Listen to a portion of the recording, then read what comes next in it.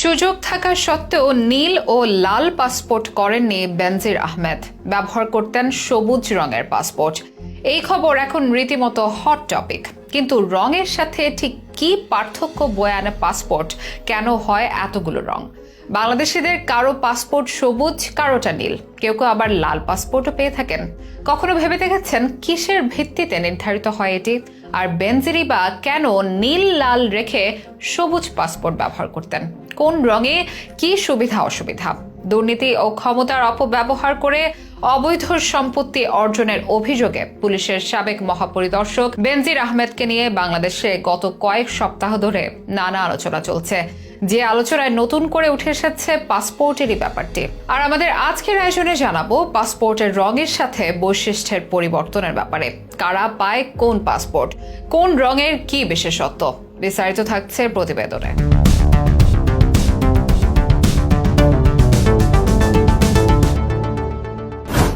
পাসপোর্টের সাথে আমরা সবাই কম বেশি পরিচিত। পাসপোর্ট একজন নাগরিকের আন্তর্জাতিক পরিচয়পত্র এবং ভ্রমণের অনুমতিপত্র, যেখানে সে ব্যক্তির জাতীয়তা, নাম, ঠিকানা, ছবি এবং অন্যান্য গুরুত্বপূর্ণ তথ্য থাকে। পাসপোর্ট ছাড়া একজন ব্যক্তি অন্য কোনো দেশে ভ্রমণ করতে পারে না, কেননা বিদেশের মাটিতে কেবল পাসপোর্টই সে ব্যক্তির পরিচয় প্রমাণ হিসেবে কাজ করে। কিন্তু সব পাসপোর্ট কিন্তু এক নয়। পাসপোর্টের মধ্যেও আছে ভিন্নতা। যে ভিন্নতা বাংলাদেশের সাম্প্রতিক দুই আলোচিত ঘটনায় অনেকের নজরে এসেছে নতুন করে। এমপি আনার হত্যাকাণ্ডে অনেকেই তার শক্তিশালী পাসপোর্টের ব্যাপার নিয়ে কথা বলেছেন, আর অতি সম্প্রতি বেনজির আহমেদ পাসপোর্ট জালিয়াতিতে রঙের ভিন্নতার ব্যাপারে জেনেছেন আরো অনেকে। হ্যাঁ, এক একজনের পাসপোর্ট এক এক রঙের হতে পারে। গোটা বিশ্বে মোট 4টি রঙের পাসপোর্ট রয়েছে: লাল, সবুজ, নীল এবং কালো। আর প্রতিটি রঙের রয়েছে আলাদা অর্থ। যদিও বাংলাদেশে 4 নয়, আছে 3 ধরনের রঙের পাসপোর্ট: সবুজ, নীল ও লাল। যার মধ্যে সবুজ মলাটের পাসপোর্টকে বলা হয় সাধারণ পাসপোর্ট। এটা বাংলাদেশের সকল সাধারণ নাগরিক এবং সরকারি চাকরিজীবীর জন্য।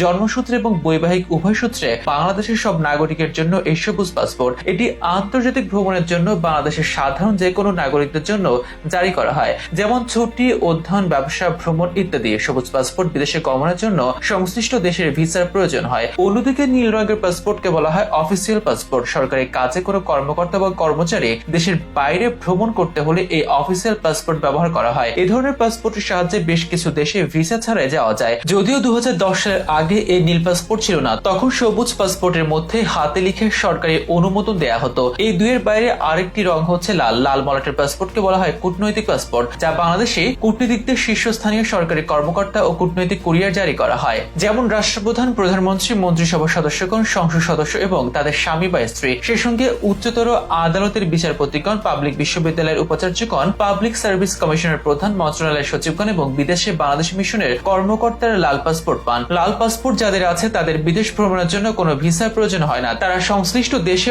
অবতরণের পর অন অ্যারাইভাল ভিসা পান। উল্লেখযোগ্য ব্যাপার হচ্ছে ডিপ্লোম্যাটিক বা কূটনৈতিক পাসপোর্ট সব দেশে লাল রঙের হয়ে থাকে। পুলিশের সাবেক মহাপরিদর্শক বেনজির আহমেদের আলোচিত ইস্যুতে জানা যায়, পুলিশের পরিচয় আড়াল করে পাসপোর্টে নিজেকে বেসরকারি চাকরিজীবী পরিচয় দিয়ে নিয়েছেন সাধারণ পাসপোর্ট। সরকারি চাকরিজীবী পরিচয় নীল রঙের অফিসিয়াল পাসপোর্ট করেননি তিনি। সুযোগ থাকার পর নেননি লাল পাসপোর্ট। মূলত পাসপোর্টের রঙের সাথে বৈশিষ্ট্যের তফাতের কারণেই এমনটা করেন বেনজির। সাধারণ বা সবুজ পাসপোর্টে ভিন্ন কোনো দেশের নাগরিকত্ব নেওয়া সহজ, আর সরকারি পাসপোর্ট থাকলে অন্য কোনো দেশে বসবাস বা নাগরিকত্ব গ্রহণ বেশ জটিল। এছাড়া অফিসিয়াল পাসপোর্টধারীদের দেশে বাইরে যেতে হলেও বিশেষ আনুষ্ঠানিকতা পালন করতে হয়। সংশ্লিষ্ট মন্ত্রণালয় বা বিভাগ থেকে বহির্গমন সংক্রান্ত অনুমোদন নিতে হয়। কিন্তু বেসরকারি পাসপোর্টে এসব জটিলতা কম। তাছাড়া সাধারণ পাসপোর্টে বিদেশ গমন অনেকটাই বাধাহীন।